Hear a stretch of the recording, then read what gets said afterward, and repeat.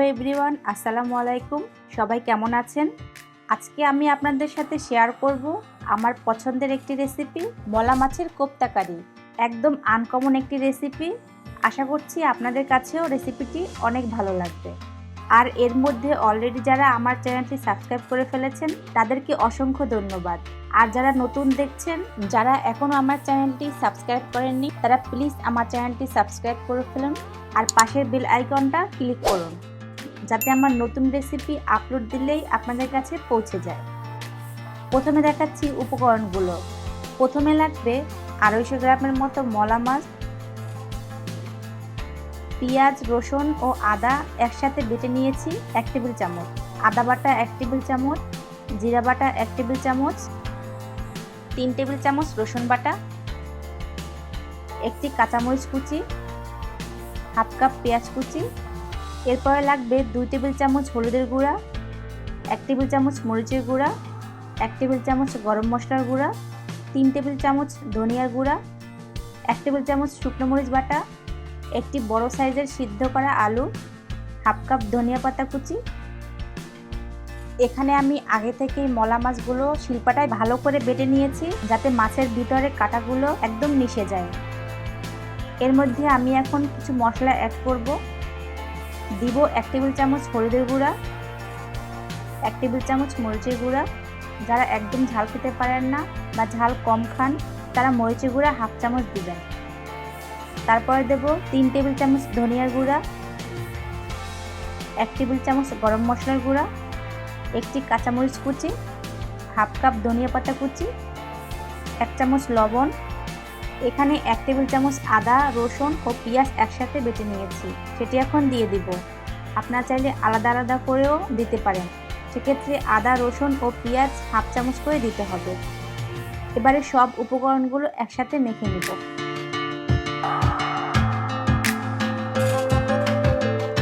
মশলা মাখানো হয়ে গেলে এর মধ্যে একটি সিদ্ধ করা আলু দিব। আলুটা হাত দিয়ে ম্যাশ করে ম্যারিনেট করা মাছের মধ্যে মিশিয়ে দিতে হবে।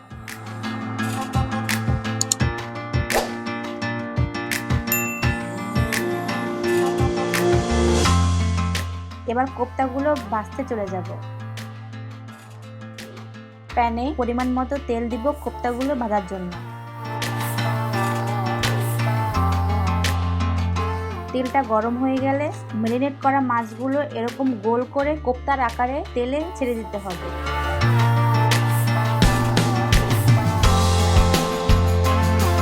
এবারে কোপ্তাগুলো এক পাশে ভাজা হয়ে গেলে অন্য পাশে উল্টে দিতে হবে। এই কাজটা একটু সাবধানে করতে হবে, না হলে কোপ্তাগুলো ভেঙে যেতে পারে।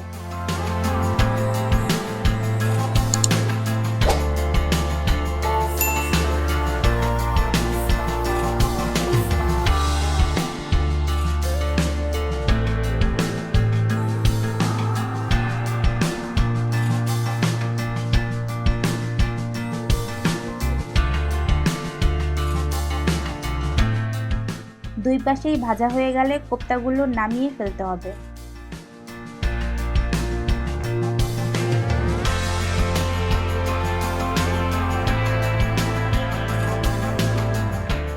এখন ওই তেলেই আমি হাফ কাপ পেঁয়াজ কুচি দিয়ে পেঁয়াজটা একটু ভেজে নেব।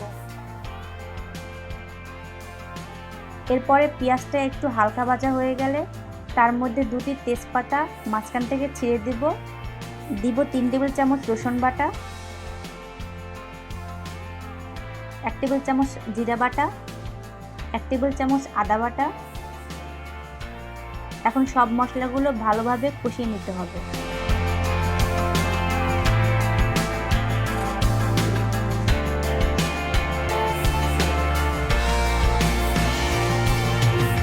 কষানো হয়ে গেলে এর মধ্যে দিয়ে দিব 1 টেবিল চামচ লবণ, 1 টেবিল চামচ শুকনো মরিচ বাটা ও 1 টেবিল চামচ হলুদের গুঁড়া দিয়ে একটু কষিয়ে এর মধ্যে ভাজা কোপ্তাগুলো দিয়ে দিতে হবে। আমি এখানে ঝালটা একটু মিডিয়াম থেকে বেশি দিয়েছি। আপনারা যারা ঝাল কম খান তারা পরিমাণটা কমিয়ে দিতে পারেন।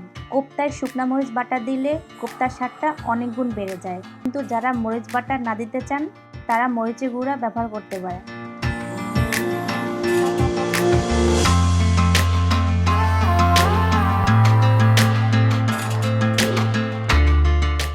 এবারে আমি এর মধ্যে 1 কাপের মতো পানি দিব।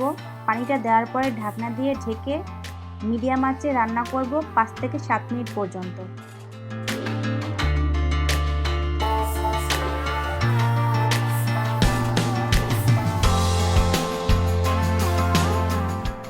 সাত মিনিট পরে ফিরে এসে কোপ্তাগুলো নেড়েচেড়ে উল্টে দিয়ে চুলার আঁচটা একদম কমিয়ে দিয়ে আবারও 5 মিনিটের মতো চুলায় রাখবো।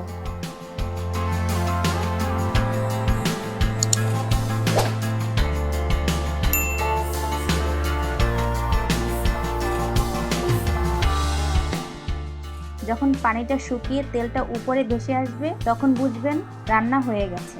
মলা মাছের কোপ্তা রেডি। এখন আমি এটা নামিয়ে ফেলবো সার্ভ করার জন্য। তো ভিউয়ার্স, আজকের রেসিপিটি আপনাদের কাছে কেমন লেগেছে আমাকে অবশ্যই কমেন্ট করে জানাবেন। আশা করছি আমার এই রেসিপিটি আপনাদের কাছে অনেক ভালো লেগেছে। আর রেসিপিটি ভালো লাগলে আমার চ্যানেলটি অবশ্যই সাবস্ক্রাইব করবেন। আবার নতুন কোনো রেসিপি নিয়ে আপনাদের সামনে হাজির হব। ততক্ষণ সবাই অনেক ভালো থাকবেন। আল্লাহ হাফেজ।